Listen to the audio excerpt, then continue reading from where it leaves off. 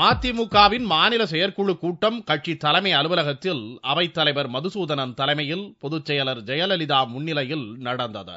இந்த கூட்டத்தில் 18 தீர்மானங்கள் நிறைவேற்றப்பட்டன. கூட்டணி நிலவரம் குறித்தும் எதிர்வரும் ராஜ்யசபா தேர்தல் குறித்தும் இந்த கூட்டத்தில் விவாதிக்கப்பட்டன.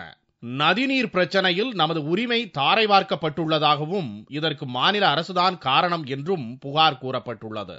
இதற்கு மத்திய மாநில அரசுகளுக்கு கண்டனம் தெரிவிக்கப்பட்டுள்ளது. விலைவாசி உயர்வு, சட்டம் ஒழுங்கு சீரழிவு, காலாவதி மற்றும் போலி மருந்துகள் விவகாரம் போன்றவற்றிற்காக மாநில அரசுக்கு கண்டனம் தெரிவிக்கப்பட்டுள்ளது. தேர்தல் தில்லுமுல்லுகளை தடுத்து நிறுத்த இந்திய தேர்தல் கமிஷனுக்கு வேண்டுகோள் விடப்பட்டுள்ளது.